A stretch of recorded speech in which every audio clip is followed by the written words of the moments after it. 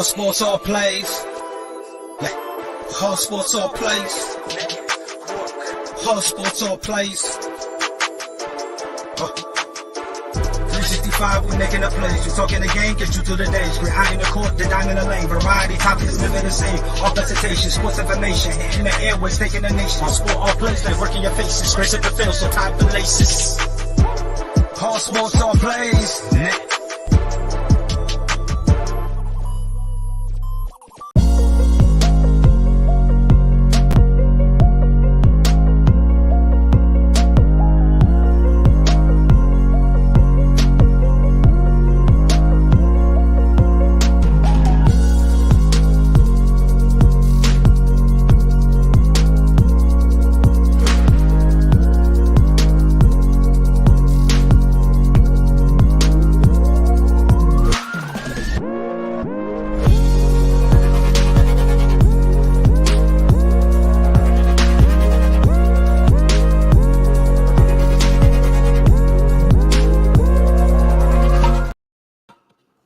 All right. What's up, everybody? Welcome to the ASAP Afternoon Blitz, January 4th, 2023.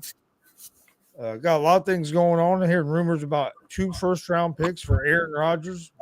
Is there a team out there? I'm sure there's multiple teams that would, but would you give up 2 first-round picks for Aaron Rodgers?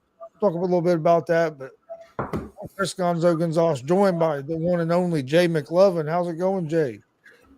It's going fantastic. I just found out, and I saw it on Facebook, that T. Ray Watford, now most people may not know who T. Ray Watford is. He's an independent wrestler down there in Houston. We had him on Unscripted a long time ago. Great guy. Real quick. Yeah. Real quick. I need you to get me a connection to get T. Ray to come on my Gonzo Wrestling show. We can make that happen. I will give him a shout out, and we will make introductions. That'd be awesome. Go ahead with your story. Man. Hey, listen, man, I don't have a lot in this world, Gonzo. I got 3 pair of underwear. I got a dog that eats me out of the house. I got a toilet that's backed up and a car that barely runs. Okay, so whatever I can do to help you, I'm here for you. Do you believe that? You believe that I'm here for you, right? Okay. Okay. I got you. Okay, I just want to make sure, because sometimes people are on the same frequency that Jay McLovin operates on, and so I want to make sure that I'm, that we're vibing with each other, that we're vibing with the audience, and they see where you are, they see where okay, we're good. I'm gonna stop bullshitting. But for real, I saw T-Ray put on Facebook, and it blew my mind that Lay's potato chips is bringing back Funyun flavored wavy Lay's. Oh. Now, I don't know about you. They have them. My mom has been able to find some of them. She loves them. She let me try one the other day.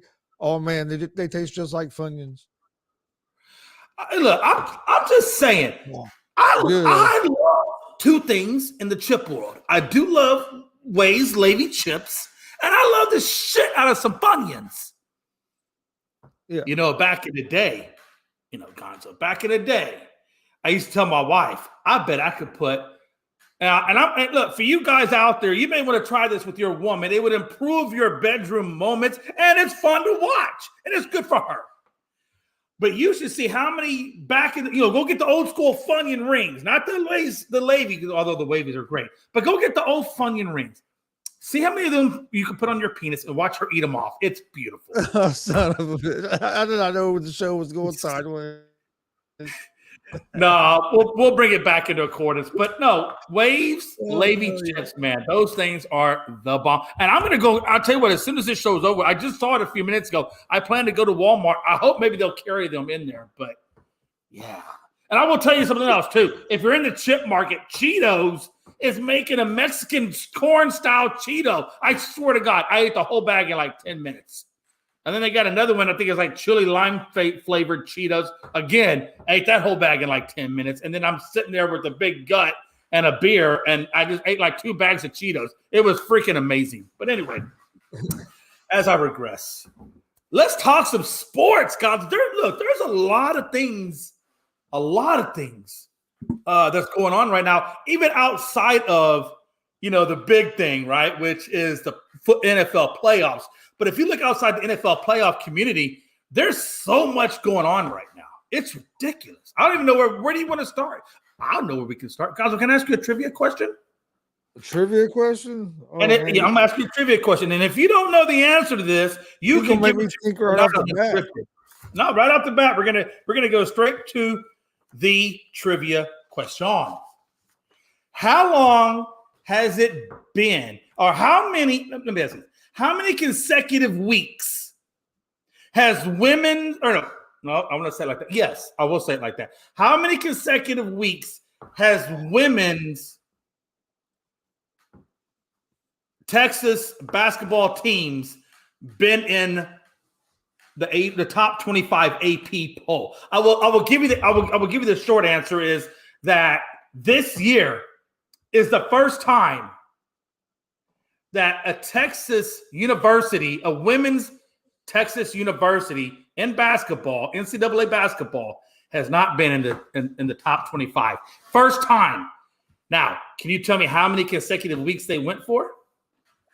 And if you don't know, it's okay, Gonzo. Just say you don't know, because I didn't know this, so I researched it. But I will expect the answer tonight, because that is one of the topics. I'm not gonna lie, because I have no idea. I know. It's all good. It's all good. But hey, I'm just setting the stage so that you're not blindsided when I ask you that, and I expect the full answer from you. But don't put it. If you know in the comments, don't put it in the comments, because I don't want Gonzo cheating. Gonzo, get off your Google. Come on, Google. I was taking a message. Gonzo's over there Googling this shit. Let me find this out real quick. I'm over here checking a message. AP said, "Jay, only you would know this." Hey, AP, some things are worth knowing, and that's something that I feel like is worth knowing. You should know how many weeks consecutively have they done this. And let me tell you, the second part to that question is, now that Texas no longer has the longest running streak in AP women's basketball top 25 poll, who has it now? Who has it now, and how many weeks are they on? There, that's 3 questions right there to Google. Texas lost it. How many weeks did they go consecutively in the top 25 poll? And then who is the new current person that holds that record, and how many weeks do they have it for? And I'm talking about state. You don't have to tell me school, because there's not going to be a school. It's going to be state. Okay, so give me that answer. If you know it, tune into Unscripted tonight at 7 p.m. Eastern on ASAP, and you can find out the answer and see if you're right or wrong. God, what a time to be alive.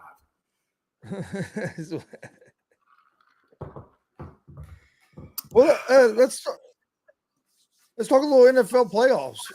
Okay, that's the big thing right now. And then we'll talk some NBA, because there's some good NBA matchups tonight. Even though I know this early in the NBA season, it's not like it is here in about another month and a half when you start really getting toward the end of the season. That's when everybody starts getting more interested in the NBA. But there is some good games tonight. But in NFL, got big matchups coming up, and reports I was hearing that Patrick Mahomes couldn't walk yesterday. I know it doesn't surprise me. I know that's a Monday, but man, I just don't. Dude's a hell of a player. Can't take nothing away from him. But if you're hurt, you're hurt. Or I'm not say hurt. If you're injured, you're injured. Hurt's one thing. Being injured is another thing. And it's an injury. That's what he has right now. And I don't know how effective he's going to be able to be, especially if the Bengals control the line of scrimmage like they did against the Bills. He's going to be in a long day if he can't move.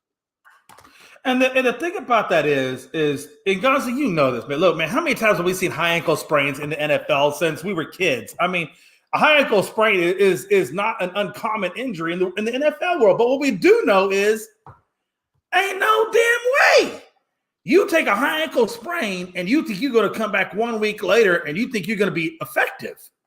I don't care if you are Patrick freaking Mahomes. He's not God. He's not immortal. He still has the same, chemistry makeup that all of us have. So how you tell me how you get a high ankle sprain and you think you're going to come back within less, not even 7, less than 7 days, and you think you're going to be effective going up against Joe Burrow and that Cincinnati defense? Come on.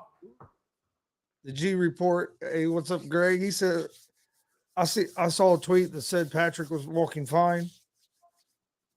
And who tweeted it, though, I wonder, though? I mean, like, where did that – I also heard that same report that he was walking fine, and I don't remember – I don't know if I read it on ESPN or if I read it on a tweet, but I understand what Greg is saying. But at the same time, come on, man. You really think he's walking fine after a high ankle sprain? Who the hell is walking fine after a high ankle sprain, not even a day or so, not even 24 hours later? Come on. Come on, man. I'm just saying, sometimes we got to think like, come on, that's some bullshit. And I'm sure whoever tweeted it probably tweeted it, you know, to keep controversy off Patrick Mahomes, things like that, keep the guessing game looking good, whatever the case. It could be an advertisement ploy, whatever. But there's no way a day or two after a high ankle sprain, you're walking fine. It just does not genetically happen that way. No. It doesn't genetically happen that way. I mean, I don't know. Hey, look, it is what it is. I hope Patrick Mahomes can play, but I will be honest with you. If I got a young, budding superstar, because I still consider him a budding superstar, right? He's got a Super Bowl under his belt, but he's young. He's young and he's an upcoming guy, right? Yeah. Why am I going to – what if you put him in there? What if you say, okay, Pat, you got the green light. You go out there and you play this game. And I understand the potential. I understand the stakes of this game. You're in the conference championship game. This is the time when you do put it all on the line. I get that.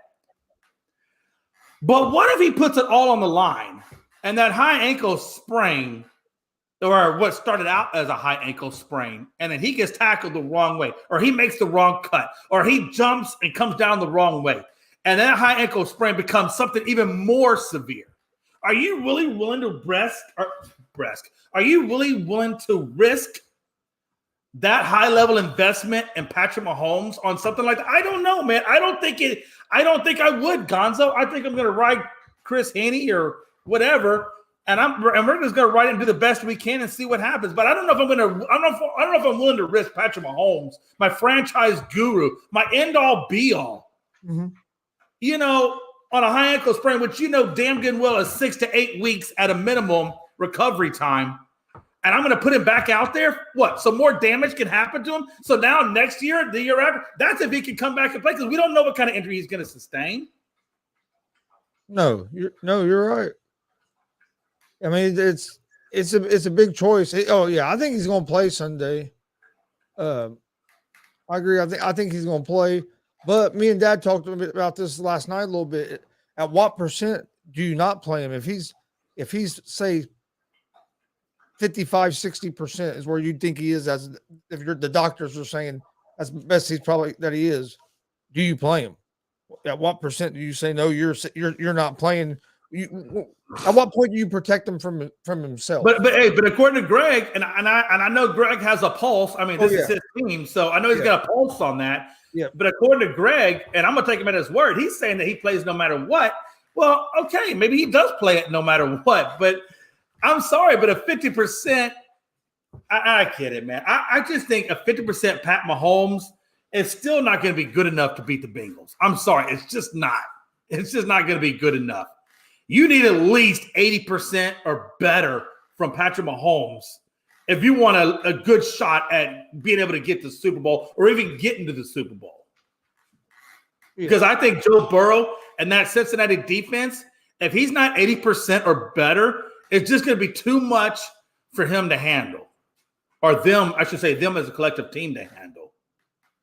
See, I think that's what's going to happen. They're going to give him a shot, and he's going to play, and they'll see if he can make it through the whole game. Again, you're looking at something that's 6 to 8 weeks typically on a recovery time, and you're trying to put him out there in 6 days. A couple years ago, I'm just saying, be careful what you ask for, man. Be careful. You got to be careful. But a couple years ago, when he sprained his ankle, he's out like 2 or 3 weeks, and you're trying to come back in a week. So I mean, like I said, sometimes. I don't even know. I mean, what kind of sprain was he trying to come back? Do you remember what it was? Was it a low ankle sprain or mid grade or high ankle? Do you remember what kind of sprain he was coming back from? I'm not 100% sure. It was when It was a couple years ago, but I can't remember the It exact. had to have been a low ankle. If he comes back a week later, that had to be. No, Like he was out like two. He missed 2 or 3 games. Yeah, so that's like 2 or 3 weeks. Yeah. I mean, I think he's going to play, but if he's going to have a long day if he can't move, and that Bengals defense controls the line of scrimmage like they did against the Bills. The Bengals just out physicaled the Bills. Again, I'm going to go back to my original statement. What if you put him out there and he suffers a more serious injury? Oh, yeah, you're setting your and watch this, and you lose the game anyway. Yeah, and you're set. If that happens, you can. If it's a bad injury, you can set your franchise back. Yeah, I get what Greg is saying. You know, they're going to play him no matter what. But at the same time, I'm thinking to myself, damn, I got to be honest with you, man. If he's not 80% or better, I'm not playing him. And that's just me. I'm not playing him because I'm not looking at just this year to be competitive. I want to be competitive for the next 10 years, you know, with Patrick Mahomes. But if he takes on a serious injury, does that – and then again, if he takes on a more serious injury, does that shorten his career? See, we were saying last night on the GSR that we were saying around 70, 75%. I think we said 70%. It was like right around 70% was what we was thinking that if he's at least 70, I'd play him. If he's below that, I don't know. But I mean, this is one of the biggest games. And that's the other thing. If it's a regular season game, he's not going to play. But being the AFC Championship game, I agree. They're going to play him. I'm not going to say it's the right decision, and I don't know if it's the wrong decision. You really don't know until the outcome. Right. And I understand where Anthony Price is even coming in this comment here. He's saying, so Jay, the last game in the playoffs, big game. Are you going to be the coach to sit Patrick and basically lose the playoffs? You know what? I'll tell you this. I think sometimes as a man, you have to come down and say what's more important, doing right by the player or doing right by me. And I think that's a personal choice that every coach has to ask himself. Am I doing right what's best for that young man in his career, or am I doing what's best for me and his career be damned? I can't do that. I think as a head coach, as a person, as a human being, I don't want my needs or my job to rest on him going out there and possibly damaging his leg to where he can't have a career. I know I manage my money good, so my money's good, regardless if I ever coach again. And I'm sure I will coach again. I'll coach again somewhere. But either way, I know I've taken care of my money, that even if that was the last game I ever coached, financially I'm good. And I can sleep at night knowing that his career is going to be okay. So, yeah, would I be that coach to do that? Yeah, I would. Yeah, I would, because I made my money. I got my Super Bowl. Andy Reid done got a Super Bowl ring. He done accomplished everything he could accomplish. I'm good. I'm okay with that. Chris, what would you do in that situation? Would you be the coach to sit pat? I don't know. To be honest with you, I don't know. Unless I was in that situation, I couldn't honestly tell you what I would do. That because there's so many factors. You have to factor in his health. You have to factor in what the doctors are saying. How big of a chance is it to mess up something and make the injury a whole lot worse? Can you play a game without making it worse? You know what I mean? There's a lot of factors that go into it. Yeah. Now, if I felt like I was putting him out there and putting him in danger because he couldn't play well enough to defend himself, I wouldn't play him. But if I thought they could defend himself and he could play at a competitive level, then I'd probably play him. But if I felt like I was putting him in danger because he's couldn't protect himself, no, I wouldn't play him. And I think that's what you have to look at. I think that's what Andy Reid has to look at is me putting him out on that field, is that going to be an endangerment to him or his livelihood? I don't know. It's a tough call. No coach wants to deal with that. Andy Reid's going to have to deal with it. And it is sad, too, because I feel like if Patrick Mahomes was 100%, he has a good shot at getting another Super Bowl ring this year. I mean, when you look at what teams could stop him, and by the way, all these teams are. If you're not excited about the playoffs right now, there's something wrong with you because there is no clear cut definitive team that's going to win it. You don't know yet. And that's what I love about it. I love not knowing who's going to win because I can't predict it because the teams are just so evenly matched, right? No, I agree. I can't wait till Sunday. But I think both these games are going to be great games. This 49ers and not 49ers, excuse me, this Chiefs and Bengals game, I'm really looking forward to. And I hope that Mahomes can play at a high level because I want to see him and Joe Burrow go at it. You know what I mean? I want to see that match. You want to see that matchup, but you don't want to see it when one guy's hobbled real bad. Oh, yeah, absolutely. And I ain't going to take that. But if the Bengals win, I ain't taking nothing away from the Bengals because the Bengals have beat the Chiefs, the last 3 times they played them.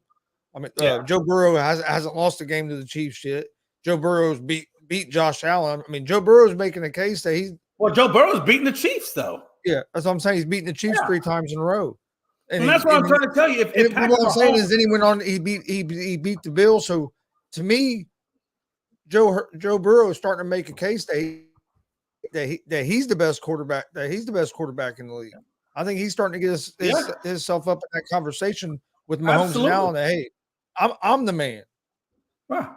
Absolutely. And I think once he secures that Super Bowl ring, it's really going to, elevate him as, probably the best quarterback in the league. If you don't already think so as of right now, I like Pat Mahomes. I like what Pat Mahomes does, but I also really like what Joe Burrow does. And they're 2 completely different style of quarterbacks.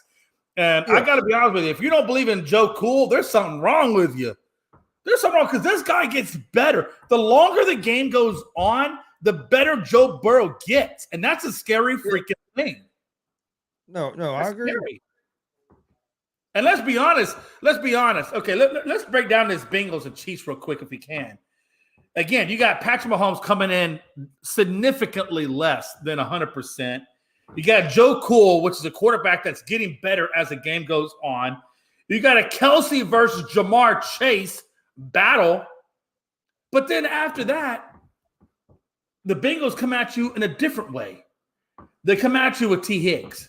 They come out with you with Boyd. And I'm sorry. If you think Juju Smith-Schuster or Scantling is better than those two. T. Higgins is underrated. Oh, he's way underrated. I believe T. Higgins could be a number 1 on. He could be. But when you got Jamar Chase, he's going to naturally be a number 2. On multiple That's a hellified 1-2 punch, Chris. Oh, yeah. And they basically have 2 number 1s. Yeah. But let me ask you this, Chris. Let me ask you this. When Chase isn't getting the ball or Higgins isn't getting the ball, who's coming up with the clutch plays 9 times out of 10 when you need that clutch play? Who's giving? It's not Jamar Chase giving you that clutch play. It's not T. Higgins. I swear to God, if Boyd isn't giving you that one key play, he always does that. Boyd always does. He will stay silent, and then all of a sudden, he will just give you 2 or 3 key plays. And Hurst also is one of them guys that give you a couple key plays at the tight end position as well. Absolutely. And we haven't even gotten into the run game for crying out loud. Yeah. We all know that the Chiefs don't have a run game. And the Bengals still have Mixon. Mixon. I think Mixon's going to be the X factor. I think Mixon is absolutely the X factor in the Bengals. If not Patrick Mahomes' injury being an X factor, then I would put Mixon as the next X factor in the fact that how the Bengals will win that game. Because let's be honest, Chris, you and I both know that Kansas City secondary is suspect. It's suspect. And the Bengals defense found something last year in the AFC Championship game. They found something in that second half. And since then, Patrick Mahomes has not looked good against that Bengals defense. And then not just Patrick Mahomes, that Bengals defense has just been on a different level since basically last year's playoffs. Right.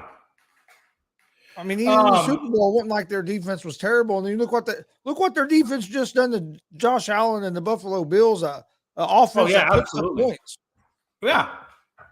And I was actually going to ask you about that. About what Damien's comment. I heard this comment yesterday, and I started laughing. I started laughing. I was like, I got to talk to Jay McLovin about this. Well, it's often been said on this show where Gonzo got out of his goddamn chair and walked away from me like a son of a bitch. I said Aaron Rodgers is not a top 10 quarterback all time. I said it. I did. It came out of my mouth.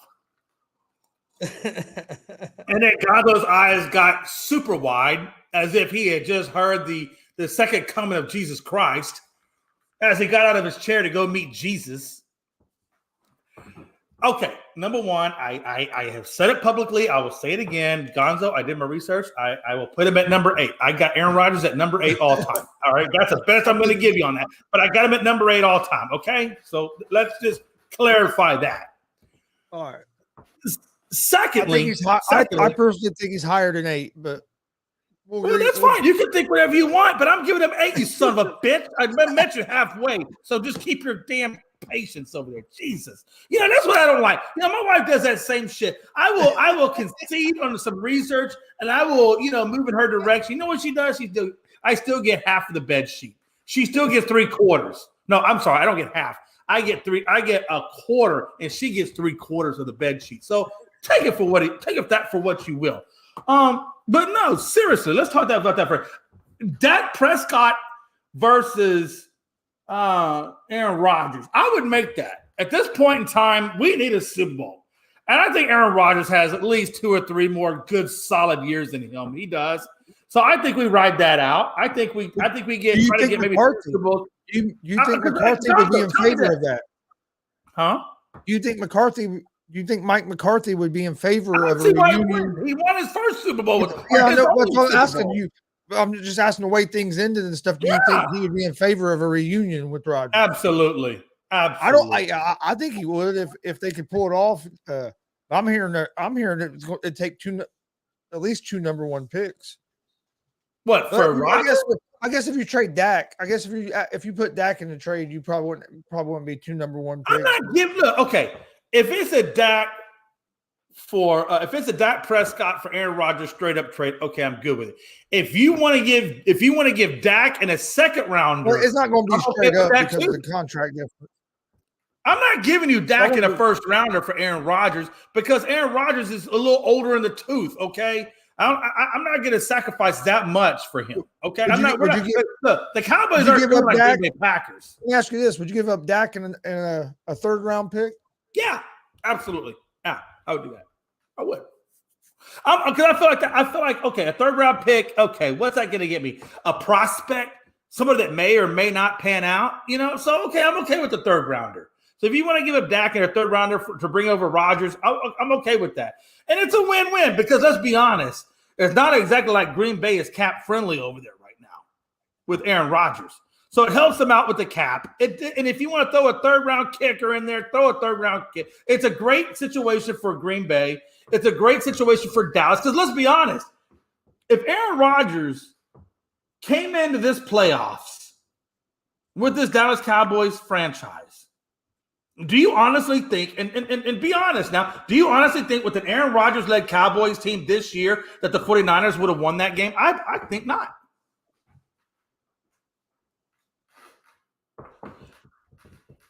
No.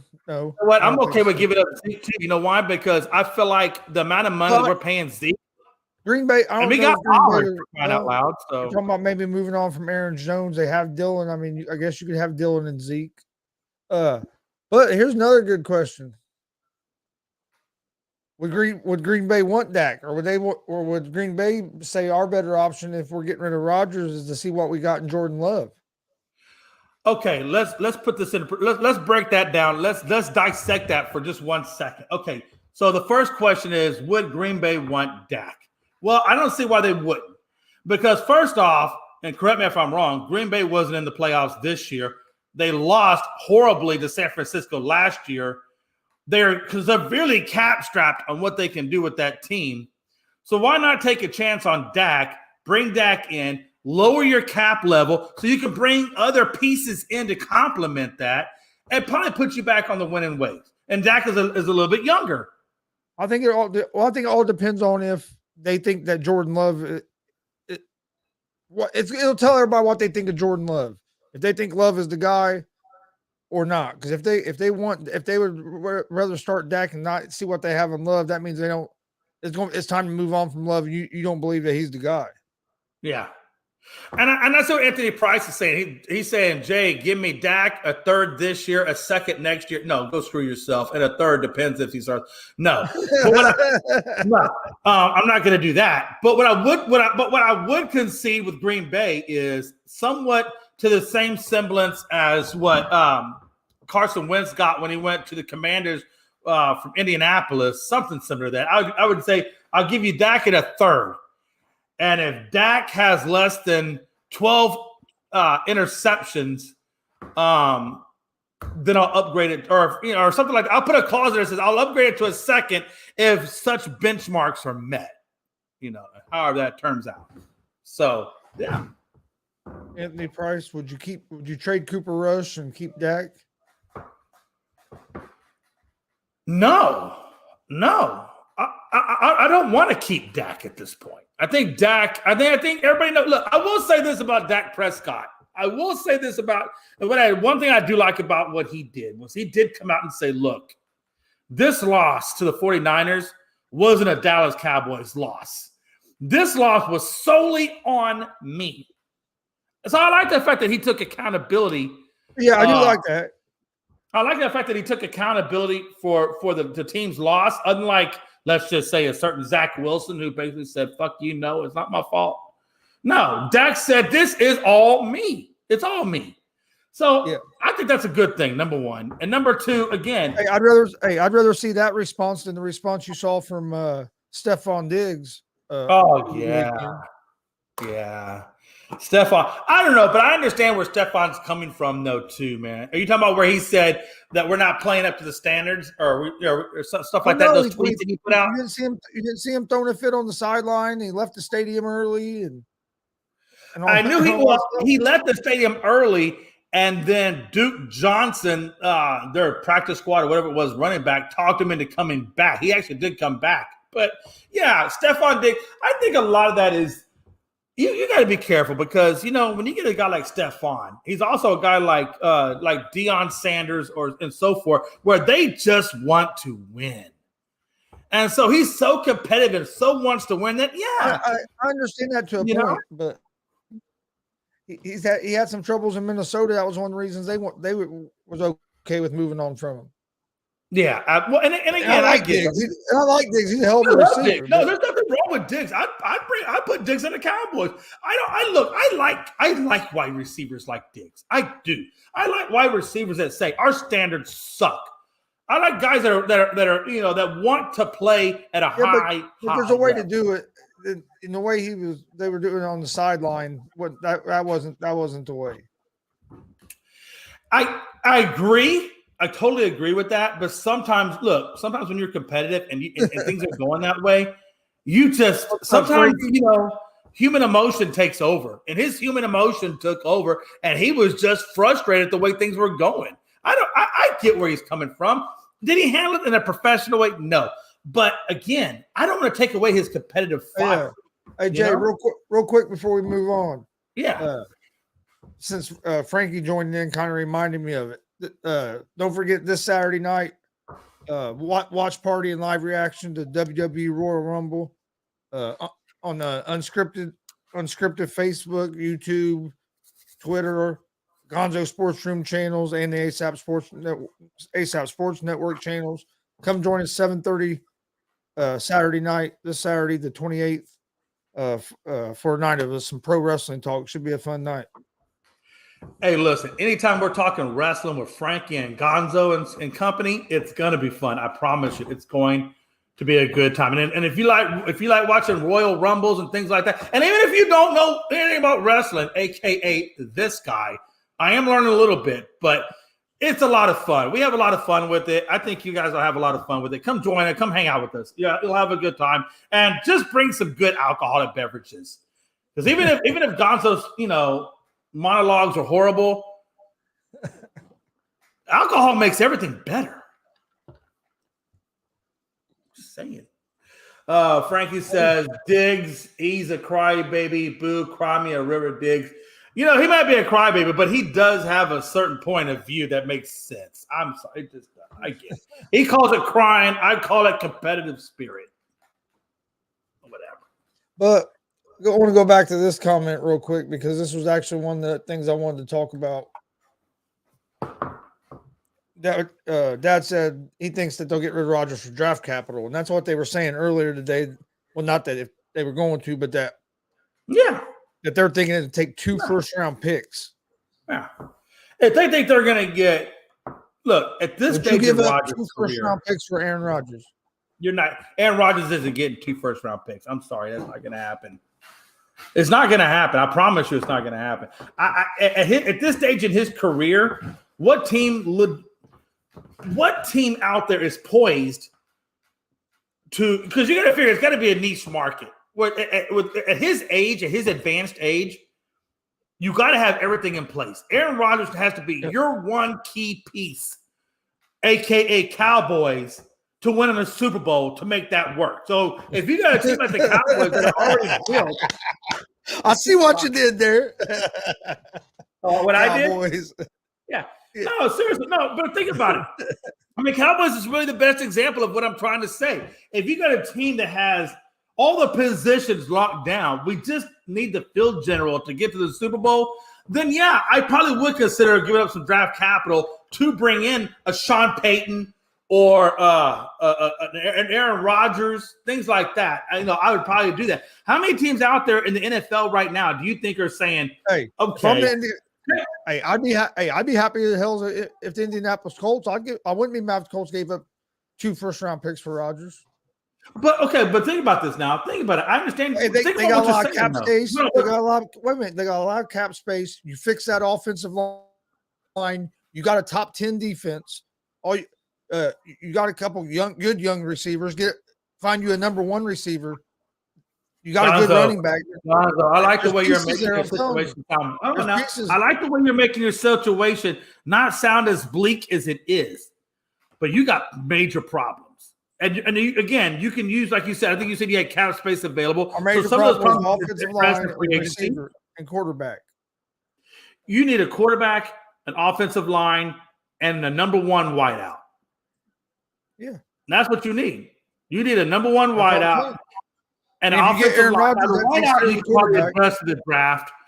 The offensive line you could probably address half in the draft, maybe half in free agency. And you get Aaron Rodgers. But again, oh no, Gonzo, you're missing the point on that one, and I missed the point too. He said that if they're looking for draft capital, then you're not going to have. If you brought in Aaron Rodgers this year, you wouldn't have anything in the draft most likely to be able to deal with anything. They finished right out of the top 10, but they were top 10 most of the season. And then the last couple of weeks, the defense felt. We have a pretty good defense. I was getting all the heat today. Hey, first I'm telling him his team sucks, that Aaron Rodgers isn't the answer. Then Mike comes in and says, you don't have a top 10 defense. I'm not saying, wait a minute. I'm not saying that he's the answer, but I'm saying if the Colts decided to do that, I wouldn't be mad about it. I would be furious at that. Why? Why would you not be furious at that? Because I think if you get him and you fix the offensive line, you have a chance. You have a chance to win a championship. No, you don't. You have no wideout. You got the same. Okay, you can get a wideout. You can get a wideout. I'll tell you. Hey, let me help you out with that. Green Bay has 3 wideouts. One of them is a stud wideout. 100% right, Frankie. We were bottom 30 in offense. No, but think about it, man. He had Watson, which we all know he's a speed demon. He just started to learn how to catch the ball. Well, he learned how to catch the ball towards the end of the season. But if you look at what he did, he had Aaron Jones. He had a halfway good deep. I mean, it's almost the same damn situation as what the Colts have. Green Bay had a better quarterback. Jonathan Taylor is one of the best running backs in the league. Got a running game. No, I get it. They had a running game in Green Bay as well. Yeah, you got a stud running back. I get you. But Aaron Rodgers needs somebody to throw the ball to. If you want to rely on just Jonathan Taylor, then go get what's his face out of Baltimore. Have him come over and run the offense through Jonathan Taylor, and just every now and then sprinkle a few passes to your tight end or whatever. And then Mike Hughes asked you a question. Says Zeke wants to take a pay cut to stay. Jason, what do you think? And then real quick, thanks, Mike. Go ahead, Jay. Yeah, again, that setup is nice, Gonzo. Seriously. But no, what do I think? Shit, what was the question again? Zeke wants to take if Zeke wants to take a pay cut, hell, I'm always good for that. If he wants to take a pay, because let's be honest, I think everybody knows that Zeke is overpaid. Hell, even Zeke knows he's overpaid. Zeke probably goes to the bathroom every day saying, these dudes gave me 100 some odd million. I'm probably worth about 60. Okay. I haven't heard. I'm sure you know more about it because you're a Cowboys fan. The Pollard injury. How bad of an injury? He broke his damn leg, so he's going to be out probably. So I don't think you see Pollard back until maybe halfway through next season. So if Zeke takes a pay cut to stay there, they're still going to have to find another back. Yeah, because Zeke is basically your power guy. He's your north-south power guy. They still need, and I would probably put Zeke at goal line and maybe even third down and short. I think you're going to use Pollard majority of the time. And I don't know if Pollard's body can handle majority of the time. You saw he broke his leg, so I don't know.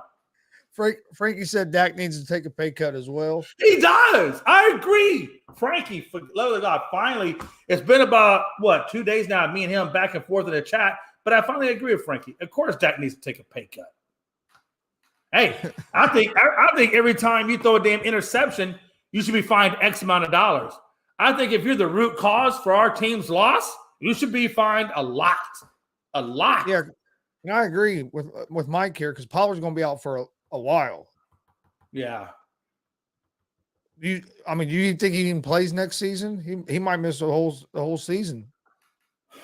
Look, man, if the Chiefs are going to throw a broke back fucking what's his face in the Patrick Mahomes in there, who's to say they can't throw a broke? That almost made it spit it out. What's to say you can't put a broke back ass Pollard up in there and make him go run?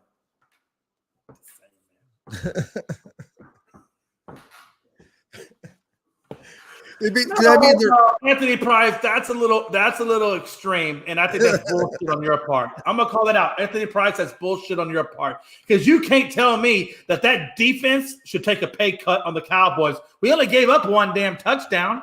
One touchdown to that three-headed monster. The three-headed monster of the 49ers. We gave up one touchdown, and you think they should take a pay cut.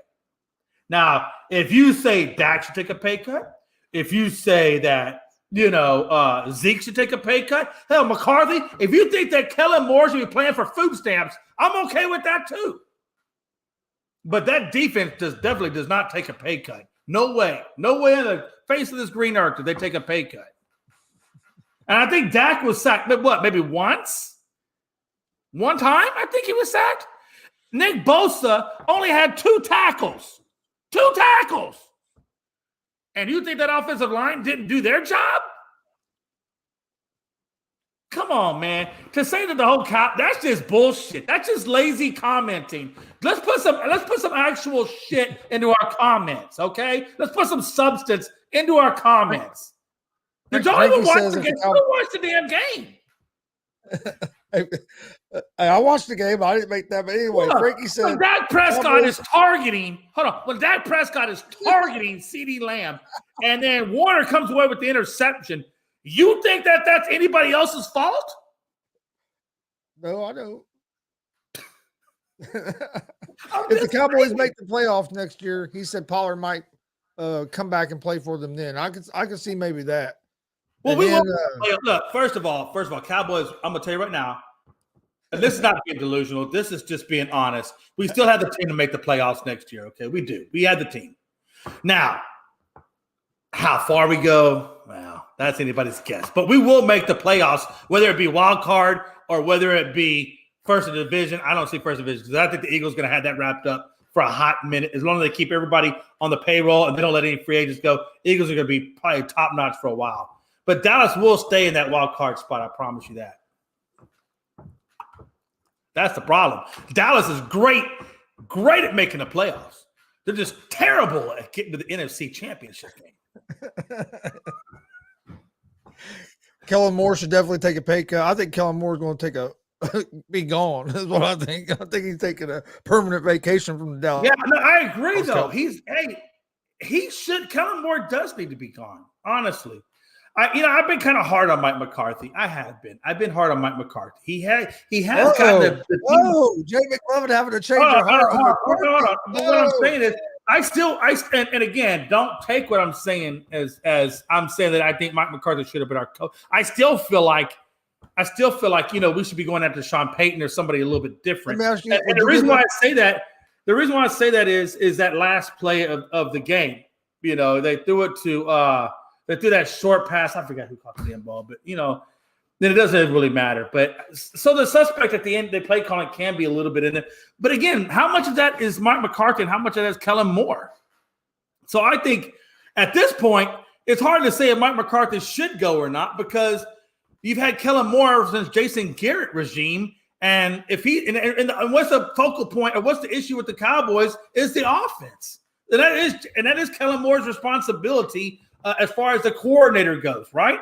So, maybe it's time to get rid of Kellen Moore. Give Mike McCarthy one more shot at it under a different offensive coordinator. The problem is who do you go after for your offensive coordinator? That's a question. Speaking of offensive coordinators, the New England Patriots made a big move today. Picked up an offensive coordinator. They brought Bobo in. I think it's a good hire. Not only has he worked with Belichick before and he's from that system, but he's worked with Mac Jones before at Alabama. So you already have that connection. I think this is a real smart move by the Patriots and Bill Belichick. Let me, if you don't mind, Frankie putting some bullshit out here, and I just got to address it. I got to shoot Frankie down in the kneecaps real quick, if you don't mind. Let's dissect Frankie's comment, if we can. How can you say that you're going to need a new tight end? First of all, I never said I needed a new tight end. I'm perfectly fine with Dalton Schultz. So I don't know where you got the tight end part from. So let's just go ahead and eradicate that out of your comment because you obviously weren't paying attention. You're going to need a new running back, obviously, because Pollard's down with a broke leg. Like he said, he probably won't be back till 2024 at the earliest, maybe 23 if they get in the playoffs. But I see it more as 2024. And then he says you need a better quarterback. Yeah, no shit.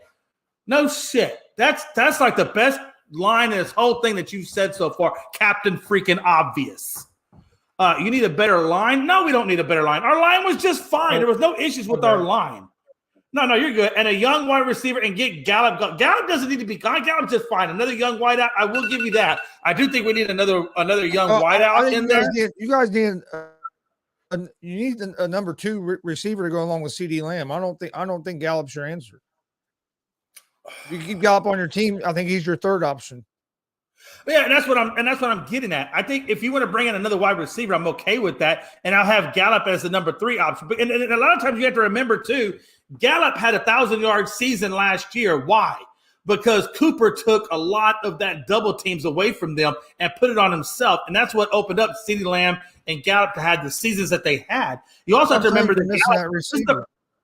and you have to remember this is the first season back from a torn ACL for Gallup, so you got to give that man time to get back in the swing of things.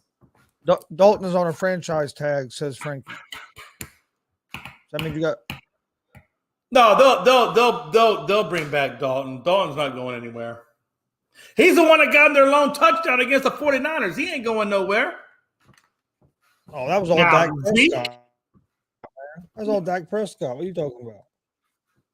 Best quarterback in the league. Man, I tell you, man. Hey, Dak was right, though, man. Hey, I'm glad he took responsibility for that because he needed to. He needed to come out and voice what we all know to be true. And what we know to be true is they lost by 1 touchdown, and Dak threw he threw 2 interceptions. So, come on, man. You're getting barely over 135 yards. You're throwing interceptions. You're not making the right adjustments. So, yeah. Outplayed by a rookie quarterback. Pretty much. Yeah, absolutely. No doubt about it. What are your thoughts on Bill O'Brien going to the Patriots to have offensive coordinator? I think it's a good move for both sides. It's good for Bill O'Brien. I think it's good for the Patriots, and it's great for Mac Jones. Yeah, no, I definitely think that Bill O'Brien was the right move for Bill Belichick. He finally got it right. He finally got the guy that he needed there from all along. And we all know that. And again, there's multiple reasons why, right? One is that Bill O'Brien is familiar with Belichick. He's worked with Belichick, so they have a natural rapport. He's been successful with Bill O'Brien.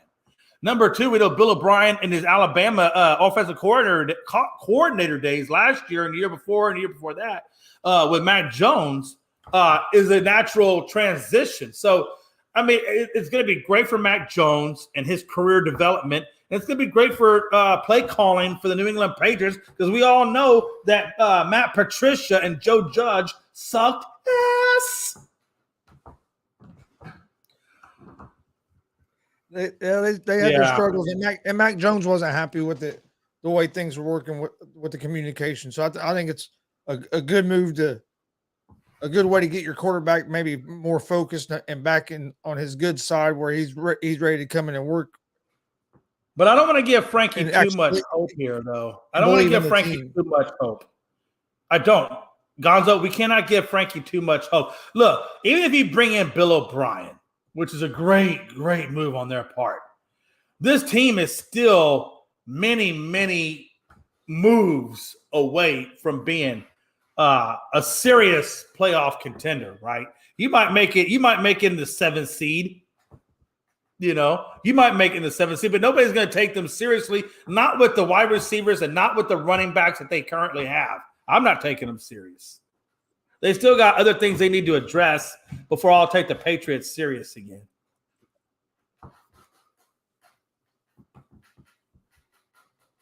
He said 11 draft picks. Don't worry, we're making moves.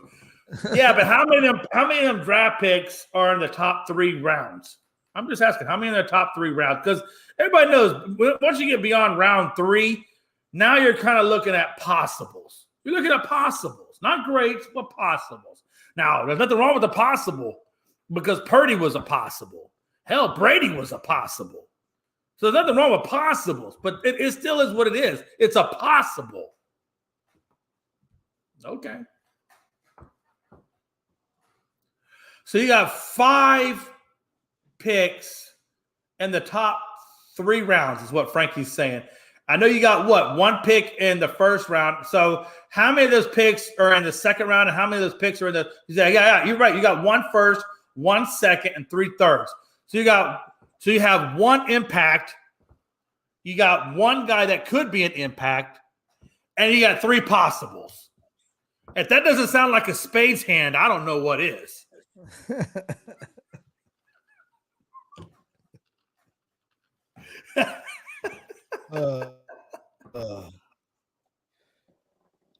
Giants, New York Giants GM just came out and said they plan to move forward with Daniel Jones. What do you think about that decision? You think this is the right decision? That's interesting to me. I expect Bill to trade. Yeah, he goes, I expect Bill to trade around some of those. Bill would be smart. He would probably – it would be smart for Bill to take those 3rd rounders and maybe couple it up with the 2nd rounder and try to move up in the draft just so you can get 1 more impact player in that 1st round. If you can get 2 first rounders out of that, you'd be doing excellent. I think one of them should be for a wideout that you desperately need, that number 1 wideout. And then probably another one should be you can either do it in the defense or you could do it at the running back level because I still don't believe in your running back. I know you got, Damian Harris and you had some other dude that didn't do in my opinion, because I dealt with those guys during the fantasy league. So I'm very familiar with the New England running back system, and your running backs suck ass. So you may want to get a wide receiver 1, and you may want to try to pick up a running back. I think you get the wide receiver 1 with that already 1st round pick that you have, and I think you couple those 3rd rounders and maybe a 2nd rounder, and you try to go get that running back. You got Robinson in there, and you got Gibbs in there from Alabama. So you can have 1 or 2 of those guys to be able to do the trick for you guys. Oh, yeah. So what do you think about Daniel Jones or about the Giants planning on to move forward with Daniel Jones? I thought they would. Interesting to me. Daniel Jones is very interesting to me. I think they need to give him another shot. I think Daniel Jones 1 year under Dable looked 360 or 180 degrees different. I think he's a dual threat. I think he just needs more experience. I think he still needs more cultivation, more development. And but I some think weapons. Daniel Jones could be that guy. And then these weapons around him. I mean, he does. He had a pretty good year. Run game. You don't have a little bit more on the wide receiver. Saquon Barkley. Saquon Barkley was his main weapon. That he had. Right. They traded away basically their best receiver to the Chiefs earlier in the season. Other guys just haven't panned out for him, so they got to get some weapons. They get him some weapons on the outside. I think Jones could be the guy for the Giants to get him where they want to go. Especially if he can continue to play like he did this year, where he cut the turnovers over half down.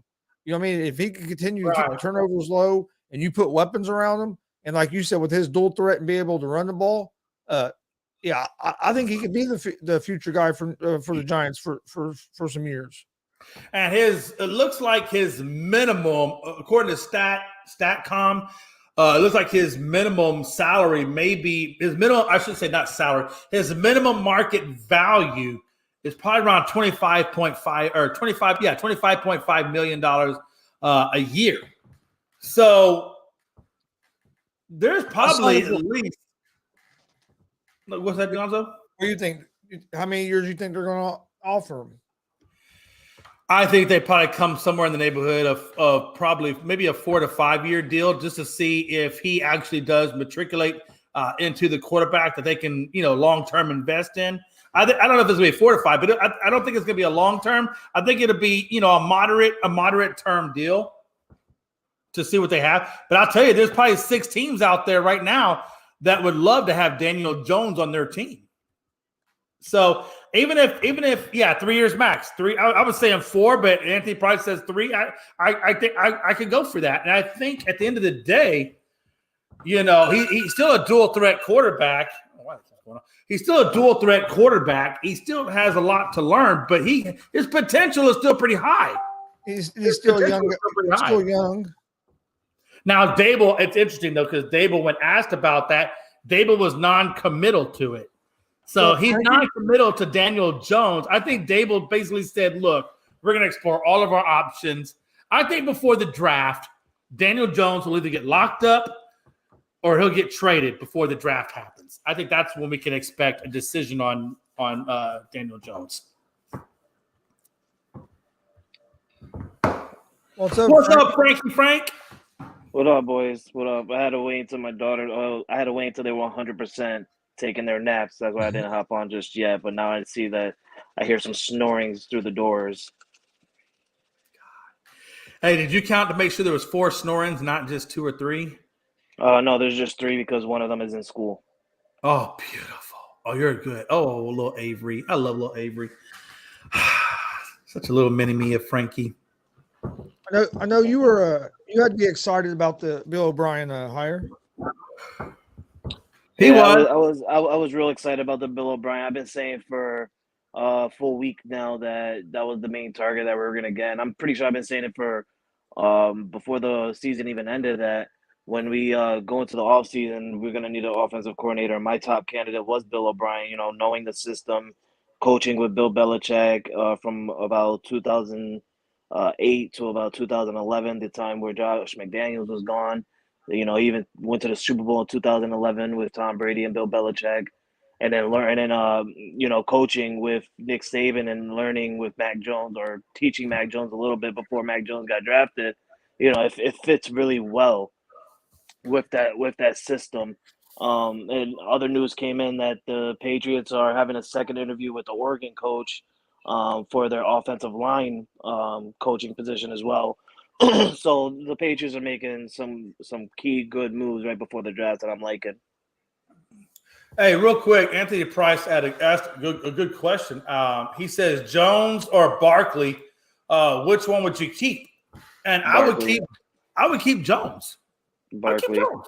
You're crazy. I know you're saying Barkley, but here's a couple of reasons, Frankie. And I'm going to ask you point blank.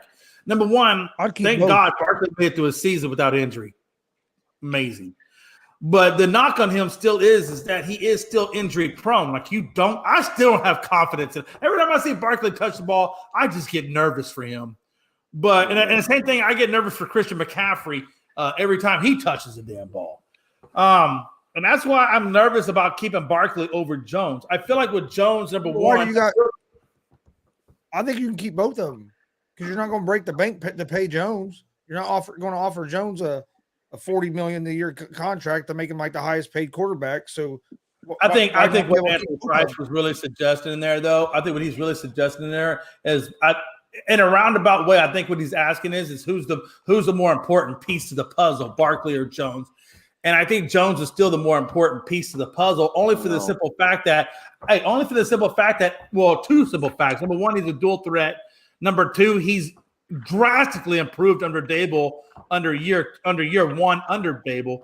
And number three, I think his ceiling is still pretty high. I think Daniel Jones' ceiling is still pretty high under the right tutelage that he's getting from Dable and so forth. Look what Dable did for Josh Allen. Josh Allen, we didn't know about Josh Allen until Dable got there and really started developing Josh Allen. At first, we thought Josh Allen might be a bust when he first went to Buffalo. It wasn't until Dable got a hold of Josh Allen that we started talking about Josh Allen in a quote-unquote top 5 quarterback level. It wasn't until Dable got there that we started having those conversations. And same thing with Daniel Jones. I think he could do the same thing for Daniel Jones. And I think eventually, maybe 3 or 4 years from now, maybe even sooner, depending, that we could be having those same conversations about Daniel Jones under Dable's tutelage. I mean, who's to say, right? I mean, he did pretty damn good his first year out under Dable, right, from where he was at. Because everybody wrote Daniel Jones off.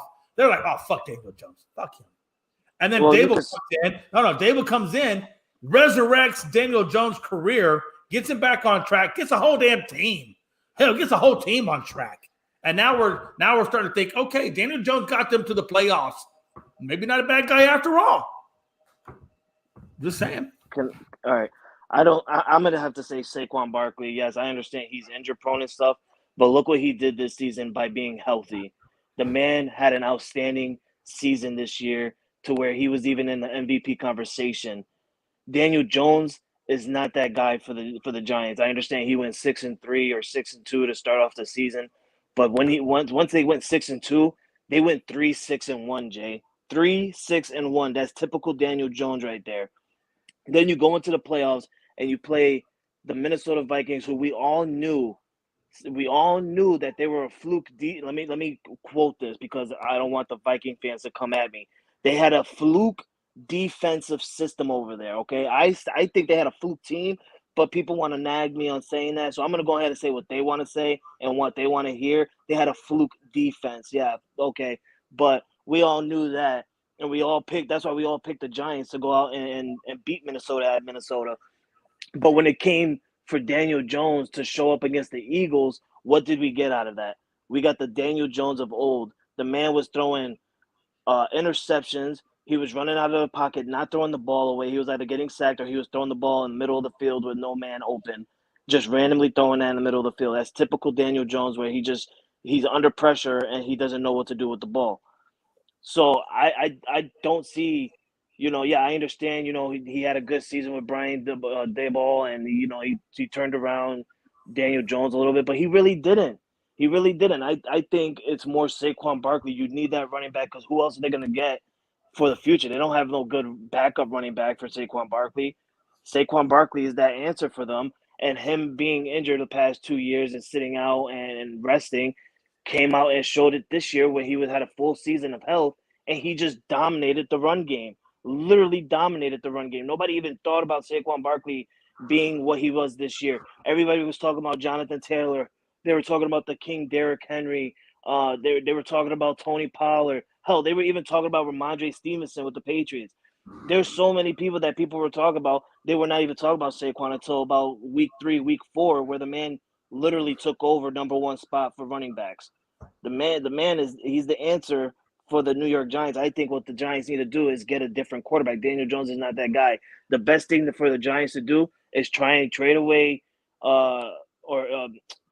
Daniel Jones, or just don't re-sign him and try and find a way to get Derek Carr. If you get Derek Carr in that system and build a little wide receiver core with him, I think the Giants would be fantastic. The only messed up situation for the Giants right now is they have so many weapons that are free agents right now. Sterling Shepard, Kenny Galladay. I don't know if Kenny Galladay is going to be a free agent, but that's a waste of money for the Giants right there with Kenny Galladay because the man hasn't played basically all season. Look, when we start talking about wide receivers for the New York Giants, we don't give a damn about where them guys go. Galladay can go down a river. Shepard can go wherever he goes. And you're just saying that because you're a Cowboys fan. No, I'm not saying that because I'm a Cowboys fan. I'm saying it because none of those guys are impact players. None of those guys. Hold on. Sterling impact player. He's not an impact player. You got to be high as a kite if you think Sterling Shepard is an impact player. Oh my God! You give Sterling Shepard. Tell me why you think Sterling Shepard is an impact player. You give Sterling Shepard a good healthy year without him getting in. He's another person that's. But if you give Sterling Shepard a good healthy year, I guarantee you he will give you 1,000 receiving yards. I guarantee you, Jay. I love you, man. You're my boy. You know, we've been through a lot, but you're wrong on this one. I'm just curious as what has started. How long has Sterling Shepard been in the league? Why is this keep going? He's been in the league, 3 years now, I believe? Am I right or wrong? Probably a little bit longer than that. No, you're right. He came in 2016. 2016. Yeah. Hold on now. Now, this is what, and Frankie, I love you, but this is what you call an impact player. Let's look at his career. Can we look at his career, please? 2016, he had 683. 2017, 731. 2018, 872. 2019, 576. 2020, 656. 2021, 366. And 2022, of course, you know, that was his hurt year at 154. He's got 22 touchdowns. He's got 22 touchdowns. His best year was 2016 in terms of touchdowns. He had 8. But typically, he only gives you 2 to 3 touchdowns a year. And this is your – hold on. This is your quarterback impact player. Jay, look who's the quarterback throwing to him. Daniel freaking Jones. Not the whole time. Not the whole time. Daniel has been the whole time. Okay, so you had Eli Manning at the end of his career, right? You had Eli Manning at the end of his career, and then you had Daniel Jones in the shitty part of his career. So you're going to tell me. So we have a debate. Oh, no. And I understand what you're going to – Gonzo, we're going to go – you're going to be the deciding factor here. I know you don't want to be – but you know what? Sometimes, Gonzo, you got to get your feet a little dirty sometimes. You got to get your hands a little dirty. And in here, you got to get your hands a little – hold on now. You got Frankie C telling you Sterling Sharp's an impact player. You got me telling you – and I read off every year that he's been in the league, all of his yardage and his touchdowns, saying that he's not an impact player. Gonzo, you are the deciding factor of the show. Impact, not impact. In my opinion, I have him as a number 2 or 3 option. As if he's your number 2 or 3 option on a team, maybe he's not a number 1. Okay, so what he's saying to you, Frankie, is that he's a non-impact player. At number 2 and at number 3, you're not an impact. You're a guy that gets the occasional ride. I think that's the Giants' problem is they don't have a number 1. You're not the guy. I don't think the Giants have a true number 1 receiver on their team. They don't. They don't, and that's my point. They don't have a true wide receiving core. They got some 2s and some 3s, but they have 0 1s. They're wasting money on their supposedly number 1 wide receiver. Like, they were so dumb to go after Kenny Galladay. That was a dumb move to go. And that's what I agree with you, Frankie. I totally agree with you. That's why I feel like getting rid of Galladay would be a blessing in disguise for them.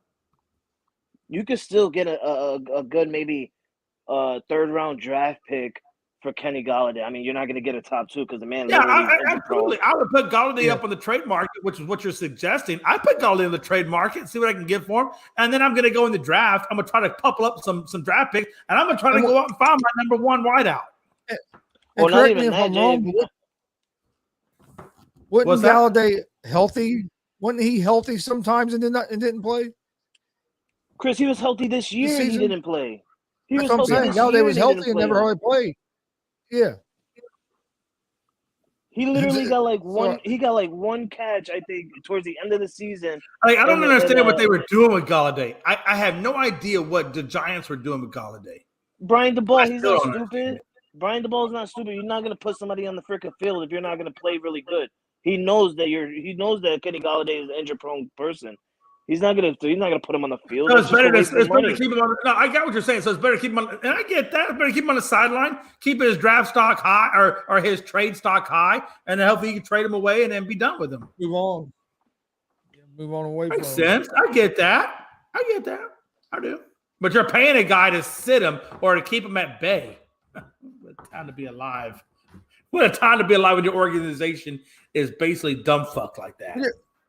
God. We didn't get to talk about it yesterday because we never really got the NBA, but especially since Frankie's on here.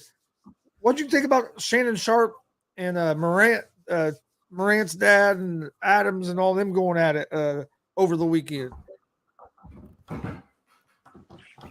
Oh man, it was entertaining. It was so entertaining. I'm over here sitting down like, yeah, Shannon Sharp, you over here defending the Laker Nation, baby, telling these guys they can't guard LeBron James. And then I see that everybody's getting in his face, and I'm like, oh, it takes everybody just to take care of Shannon Sharp. What a softie.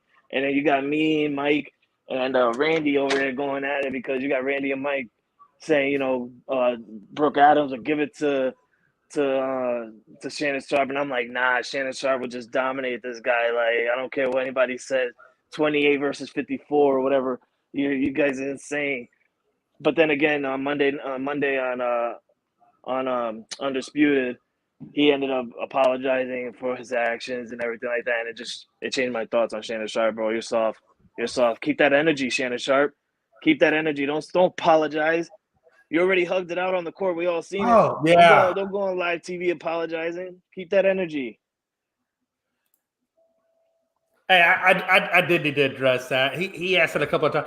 Yeah, T.Y. Hilton. I think T.Y. Hilton was just to kind of come in there and basically be a veteran presence and also try to maybe, add another dimension in there. Obviously, they clearly did not use T.Y. Hilton against the 49ers. What's the point of bringing him in? They brought him in on a vet minimum. Come on.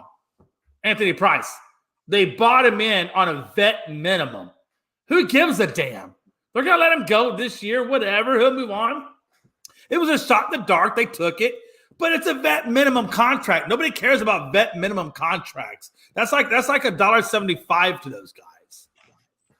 Well, if I'm not mistaken, Jay, didn't a receiver get injured during the season for the Cowboys, which is why they went and picked up T.Y. Hilton?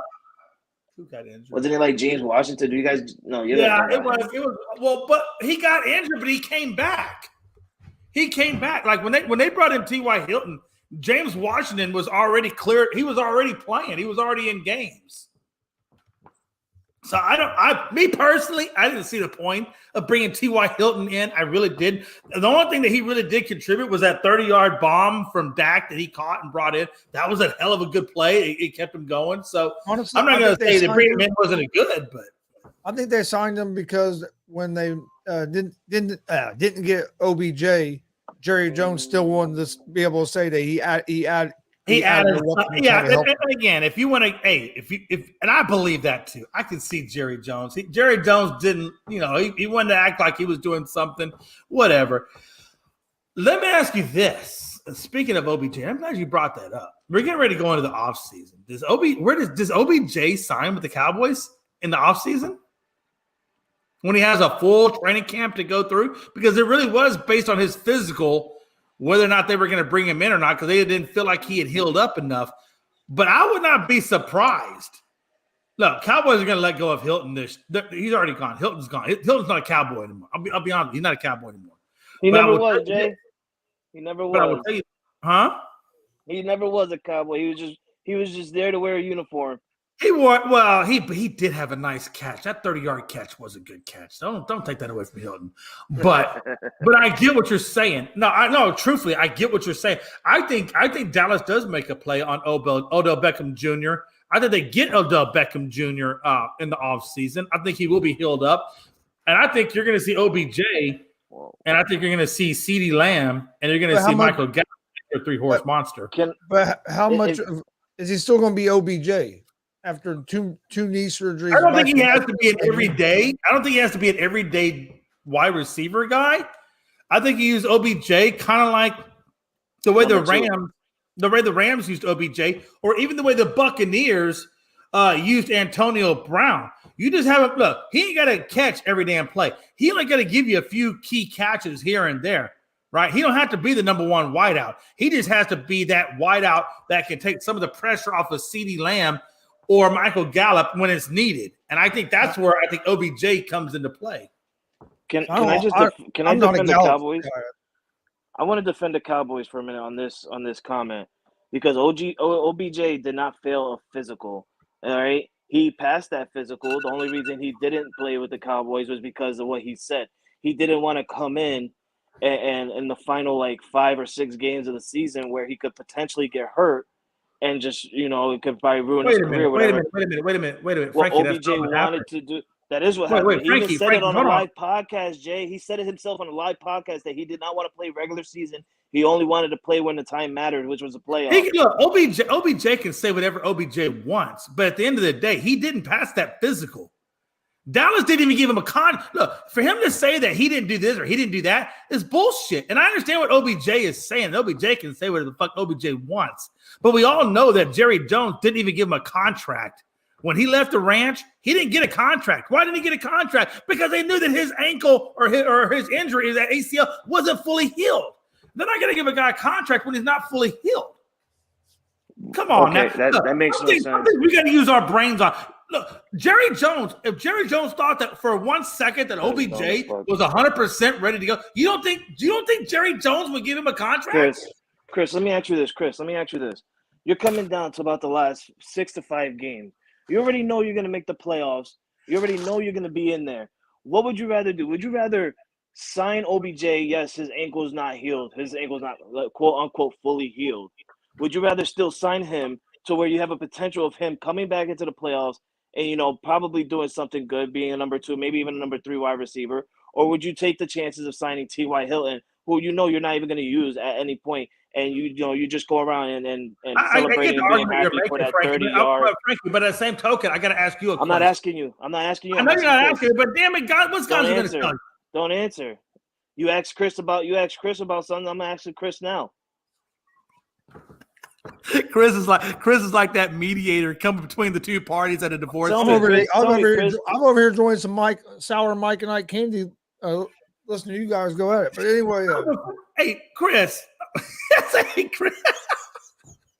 No, but okay. Well, Chris, let me ask you this, because me and Frankie, we'll this is what me and Frankie do, man. We'll go back and forth for years. Me and Frankie, our relationship, our family style dynamic needs a mediator in it. Me and Frankie, we need mediation. And so, as a third party who has completely unbiased in this, do you honestly think, or do you think? Let me say, do you think that if Odell Beckham was 100%, that Jerry Jones would make him a contract offer? I mean, it makes no sense that he wouldn't.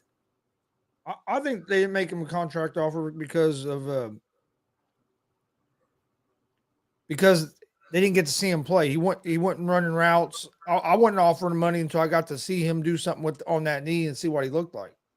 Well, they said that when he went through his medical evaluation, that his knee was not 100% ready to go. Oh, my God, because they went through his medical evaluations. Well, how else are you going to learn stuff? You got to go through it. I'd want to see him on the field, even if it was at practice. I'd want to see him on the field and see what he could do. But what's the point of seeing him on the field? But what's the seeing him on the field if he's not 100? If that injury is not 100% done? I'm not saying put him in the game. I'm saying before I sign him to a contract. But I don't know how you. Why would you see him run routes?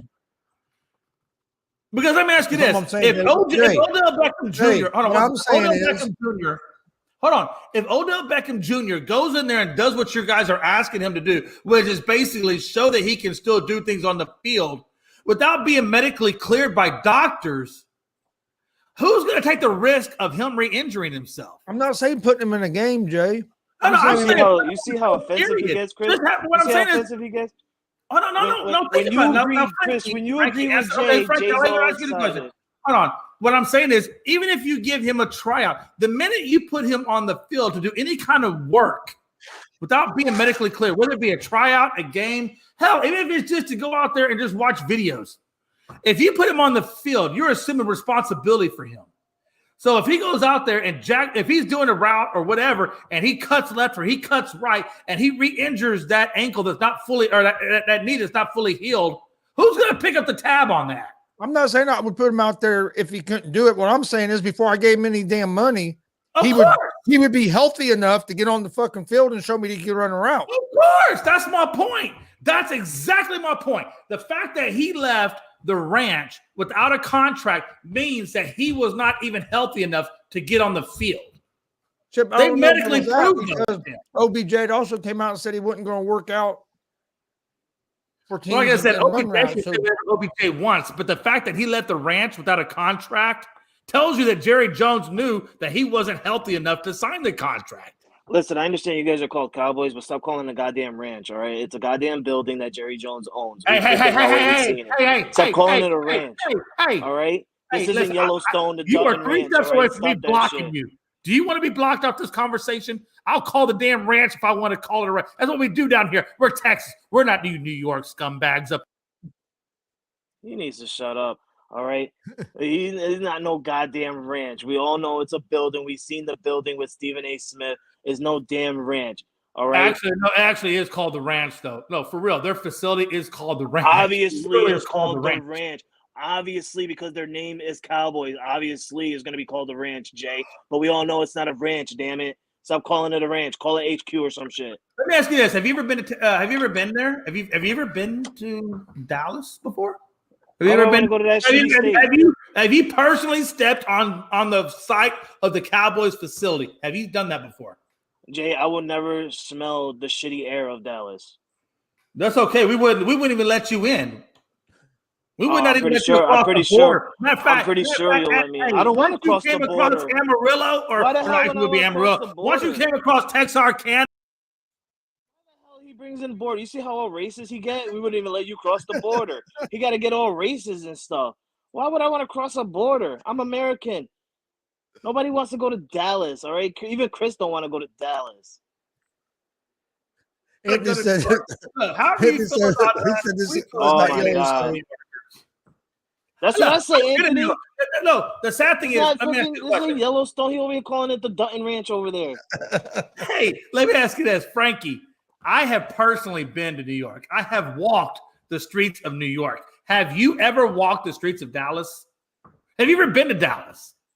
No. Okay, so what the hell are you talking about? If you can't come to where I've been, what does this got to do? The hell out. What does that got to do with anything? I've been to Dallas. Hey, listen, I've been to New York, and I love people in New York. By the way, people in New York, if you watch Unscripted, I love you. Lying. But your state as a whole sucks ass.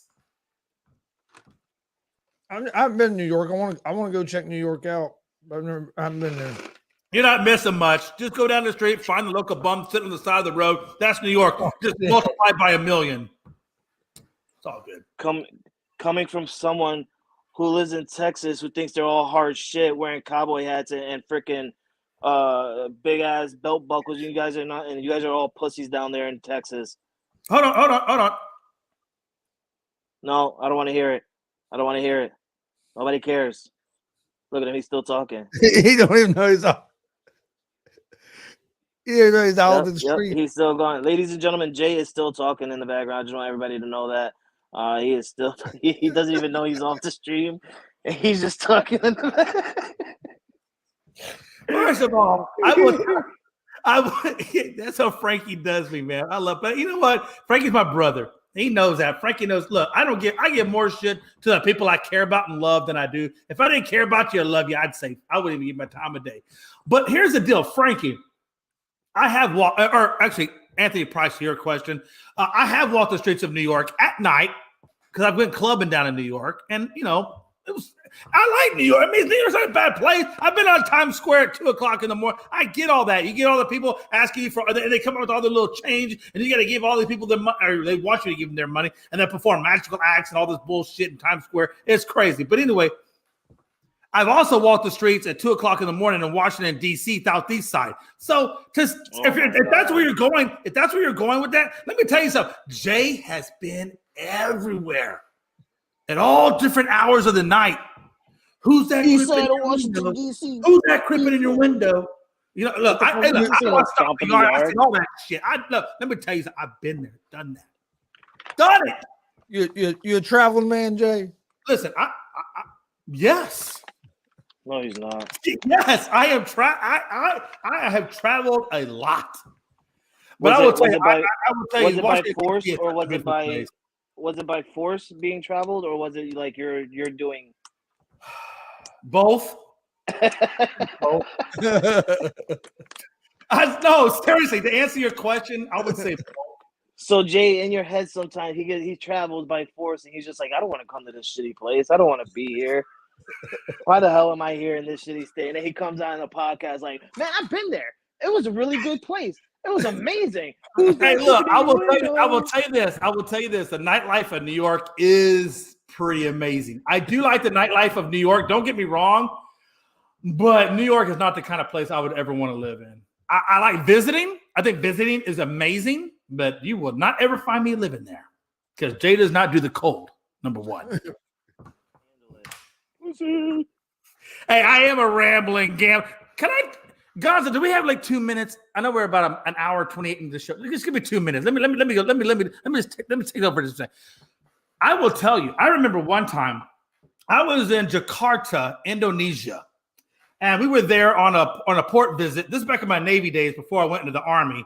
But we were in Jakarta, Indonesia. I remember this because you could get a 5-star hotel room for $25 a night. And Frankie, when I say 5-star, baby, I'm talking all the bells, all the whistles, all the beautifulness, everything you could think of was at this resort.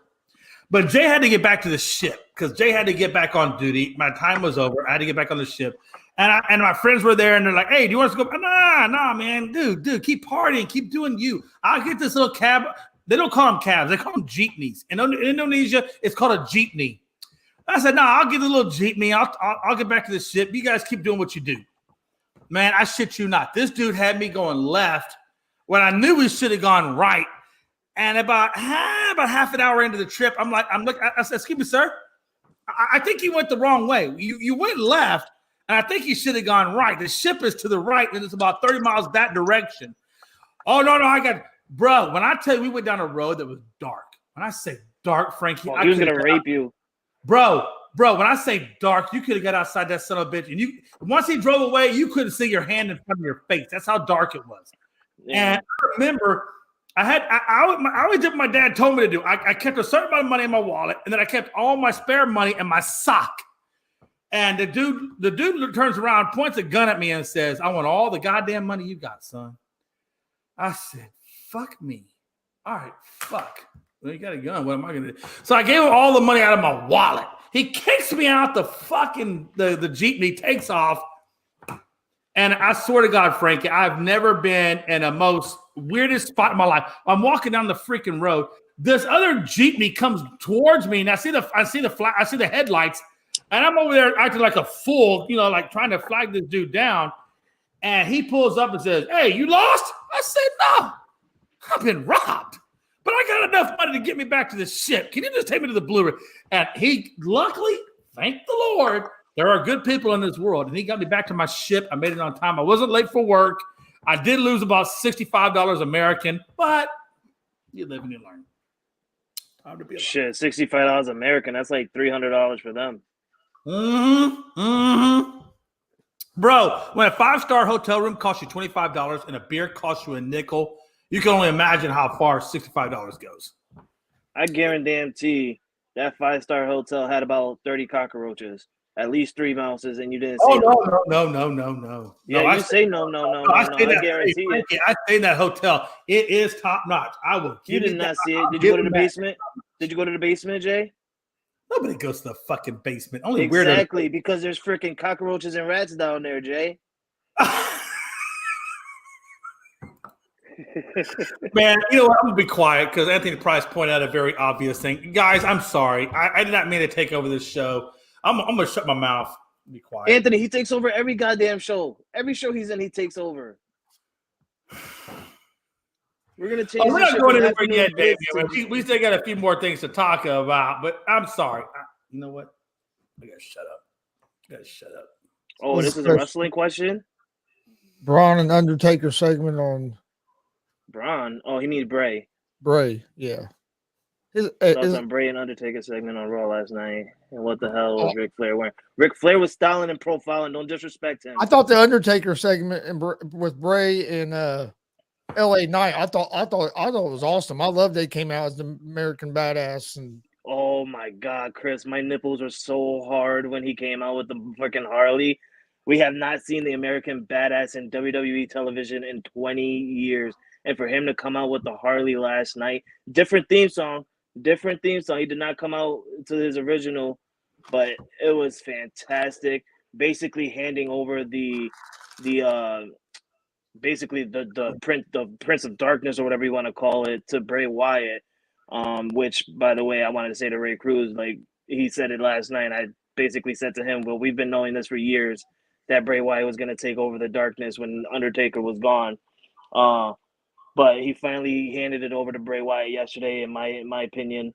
And it was just a great segment. Last night it wasn't a great show. It was a good show. The first hour was awesome with no commercials. The reason to the Becky Lynch Bayley cage match not happening was because the tribal court was too long. It was a longer segment than it was supposed to be. Hey, that was fine because it was awesome too. Let me ask you guys, hey, speaking of wrestling, since we're talking about wrestling, man, Chris, what we got coming up Saturday? If we can we advertise it one more time? 7:30 p.m. Eastern, watch party and live reaction to the Royal Rumble. Find it on Unscripted at Gonzo Sports Room and at All Sports All Plays Network. 7:30 p.m. Eastern this Saturday night. Damn, what a time to be alive. I can't wait to do some more Rumble. Man, last year's Royal Rumble I thought was really good. I'm really curious to see how this year's Royal Rumble is going to be. Oh, it's going to be fantastic. And if you guys I had COVID. catch us live. Yeah, that's going to be amazing. I can't wait to watch it, to be honest with you. Where's the Royal Rumble at? Is it in New York this year, or where's it at? No, it's I think it's in Boston again this year, if I'm not mistaken. It's going to be in Boston? I'm not 100% sure. I'm not 100% sure. But Frankie, I know you and Gonzo are more experienced at this. How many years does a Royal Rumble, does it always stay in the North, or has it gone to the South at all? No, it goes all around. Oh, actually, the Royal Rumble is going to be in Texas. There you go, San Antonio, Texas. This year? Texas. Yeah, it's in San Antonio, Texas. I remember saying last night because it's going to be in. It's at the Alamo Dome. They're talking about being in HBK's hometown. Really? Yeah. So it's going to be where the Spurs. So it's going to be where the Spurs play at. It's going to be in their facility. No, they don't play at the Alamo Dome. Alamo Dome, but isn't that that's their old? That's the old stadium. That's their old stadium. Yeah. Okay, right. That's what I'm saying. But that's the old stadium of the Spurs. Yeah. That's where the Spurs recently played. That's where the Spurs just recently played the Golden State Warriors. But it's gonna be fantastic. I honestly like, and me and Chris, I seen him last night live with his dad, and we were talking about it. And Chris said something that honestly I agree with him. The Royal Rumble to me is my best pay-per-view. It'll go Royal Rumble, WrestleMania, SummerSlam. Oh no, Royal Rumble, SummerSlam, WrestleMania, Survivor Series. That's my order on what I like on the pay-per-views. Royal Rumble is just always great because you never know who's gonna come out. They show you the people, the contestants on TV, but you never know who's gonna come out. You can see a Hall of Famer come out. You can see an NXT superstar come out. You can see a superstar that's in AEW who's not with AEW anymore, and we don't even know it, that could come back out in WWE and just, like Keith Lee, he got beat out of AEW. He's currently serving injury time, but we don't know that. We could, they could have freaking let him go from his contract and he could be coming to the Royal Rumble. We don't know. But Royal Rumble is going to be great. I think Royal Rumble is really great. I think Pat McAfee might be one of the surprise people to enter the Rumble. Oh, he's definitely showing up now that college football is done. Once college football was done, he said he was coming back to WWE. So I expect him to be a surprise entrant for Royal Rumble as well. Let me ask you this. Hey, going back real quick, because Damon brought up a good point. That's the first time you say that. They didn't do a Dave Briscoe last night. What did y'all think about that? They done a little thing for him on Friday, SmackDown, and some of the wrestlers came out and wore bands and stuff. the only one person that's only representing Jay Briscoe is Kevin Owens. He's the only one that still to this day is wearing that Jay Briscoe armband. Everybody else is not wearing it no more. And the reason for that is because him and Sami Zayn's very first match of Ring of Honor was against the Briscoe brothers. So they have a real long history, real long friendship and stuff like that.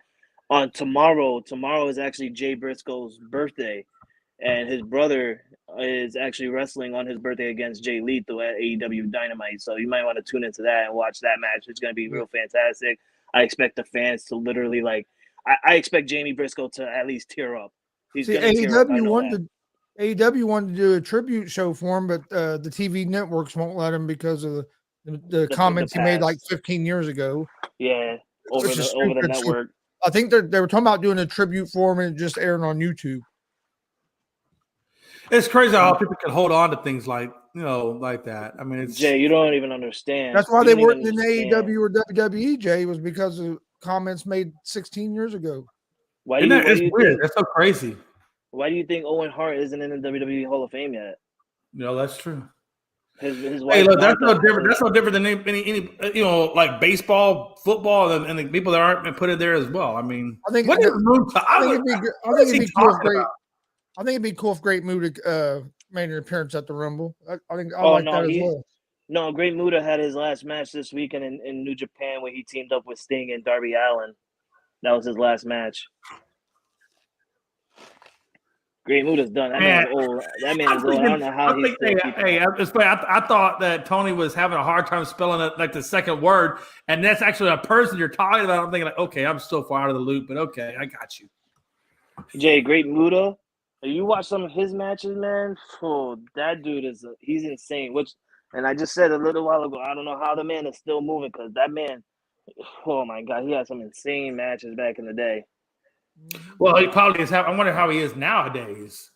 No, he's still wrestling. He just had a match the other day.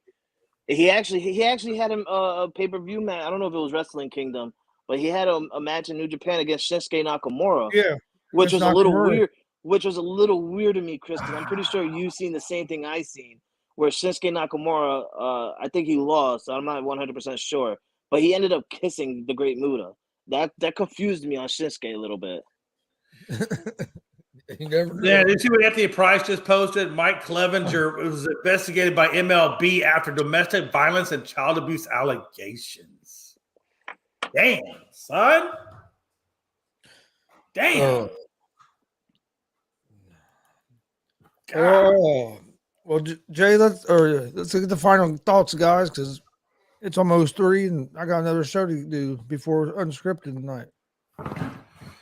Yeah, Frank, I'll get my final thoughts are, man, what a time to be alive. I'm kind of curious. My final thoughts is I'm kind of curious to see how well this trade that the Lakers and the Wizards pulled off, how well it's going to work out for the Lakers. The Lakers gave up 3 first-rounders and Kendrick Nunn for who was that guy's name? They gave up 3 second-rounders. Huh? Hachimura. We gave up 3 second-rounders. Yeah, I said you gave up Kendrick Nunn and 3 second-rounders for Hachimura. You just said 3 first-rounders, though. I'm just correcting. I apologize. I meant to say second-rounders. I apologize. I'm kind of curious to see. It's a forward that's supposed to give a little bit more depth on the wing side and a little bit more shooting on the wing side. So I'm kind of curious to see how this works out for the Lakers. But frankly, I know this is kind of more your team, so. Oh, would that like me to answer a question? I don't know. No, I'm just saying I know it's more your team, so I'm kind of curious to see your reaction on it. No, yeah, I'm also, I can't say it's a good trade or a bad trade. I mean, I've never watched a guy play with the Wizards. I'm not a Wizards guy. I'm a Wizards fan. But I did, see his stats and everything like that. And I'm hoping that he can improve our shooting a little bit because he is a big guy that shoots really good. So I'm hoping that improves a little bit. But, you never know with the Lakers. We can get players with good names and then they just end up being a bust. So I can't, just celebrate just yet. I need to see a couple of games out of him first before I can say anything. I think he'll help. I think he's going to help. I think he's going to help, but I don't know if he how much he's going to help. You know, maybe he's going to get him to that next level. Right. Frank, answer that question. At this point, the Lakers will never draft players. No, I do agree, but those three second round picks are not like late until like the 2020 years. So like about 2028, 2029. Those are what they got from us. And those trades that we gave up were trades that we got from like Chicago or New Orleans and stuff like that. I think even Washington, we gave them back their pick from when we traded them away to what's his name, Kyle Kuzma.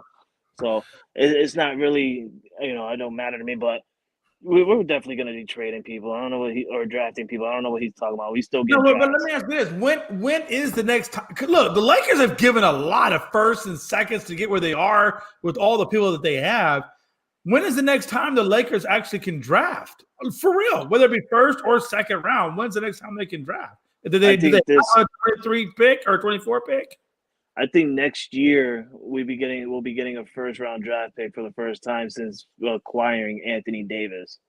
I think that'll be our first. Yeah, we went about I think 3 or 4 seasons already without a first round draft pick because of that. So I think next year will be our first time getting a first round draft pick in all those years.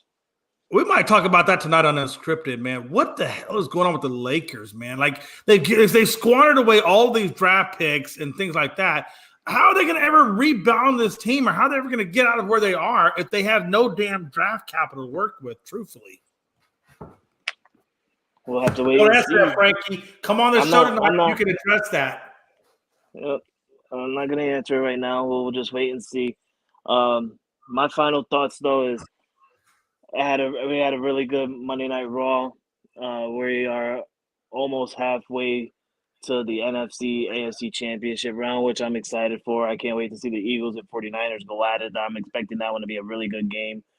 I got the Lakers basketball game tonight. I'll be paying attention to that. And baseball, baby. Baseball season is almost underway. We're kind of close to preseason. By almost a month and a half left until preseason start, and about 2 months away before the regular season starts. So baseball season's coming. Still some moves to be made from a lot of teams, not just mine, Houston, Cincinnati Reds. I don't know if they're ever going to make moves, but we all got some moves to be making. I'm expecting a really, really great baseball season this year with the new rule changes and the new rules of everybody basically playing everybody. So it's going to be great. I can't wait for the Royal Rumble. Don't forget to tune in this Saturday. We will not be having an unscripted show, but we will be having a live show for you guys. Wow. Oh, yeah. Hey, a good time. Before we get out of here, did you see that?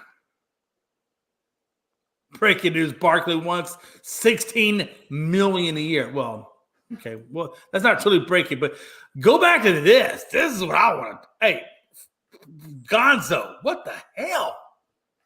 What is this doing for him on the defensive side of the ball? Jay, before you even think of anything, this is Damian saying it. No. I actually went on there to verify. No, at 4:29 p.m. yesterday afternoon, he was booked into the jail and he posted bail on domestic violence charges. It's true. It's no bullshit. What a time to be alive. Damn. Well, since it's just charges, though, it won't have no. I don't think it's gonna have any effect on this week's game. You don't think that holds him out of the game? No, it hasn't been proven guilty of anything. It's just. You don't have to be proven guilty. You don't have to be. No, first of all, let's disparage that notion. You don't have to be proven guilty. I don't think that's the civilian side of life. Conduct policy. No, what I'm saying is the NFL conduct policy is what really affects playing or not playing. Yeah, but the NFL has to do their investigation. That's what I'm saying. I don't think it'll happen before this. So you think Goodell allows him to play with those charges pending on him? With how late in the season right now, I don't think that it's going to affect him. Man, I tell you what, that's crazy though. I wouldn't be surprised if he plays Sunday. I just don't know what a person's thinking, man. And number one, I never understood the whole point about domestic violence. But secondly, I'm not saying I condone it. No. I'm just I'm not saying that. No, I'm not even play. talking about that. I'm just saying like. Fuck I that just shit. don't Sometimes you understand gotta why slap a people bitch. do what they do. Fuck that. Sometimes you gotta slap a bitch. Fuck it. These views do not represent those of unscripted GSR or ASAP as a whole. These are strictly the views of Frankie C and Frankie C Sports only. I've never put my hands on my wife. I've never put my hands on females. But it's 2023, damn it. Sometimes these female gets a little out of hand, and sometimes you got to think it's not fair for these girls. Again, to these views do not represent GSR. I just wanted to be known that Jay McLovin was actually the one that messaged me this, and I'm just repeating what he said. So sometimes these females, they put their hands on us, and don't expect a man to hit you back. Sometimes it gets tiring. It gets tiring. I'm not saying you should. I don't think any man should hit a woman, but a woman shouldn't be hitting a man either.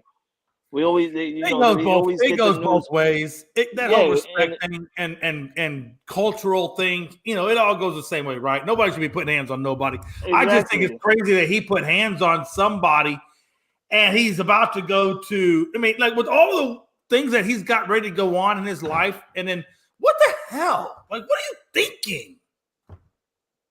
Well, that's what happens when you're rich and known.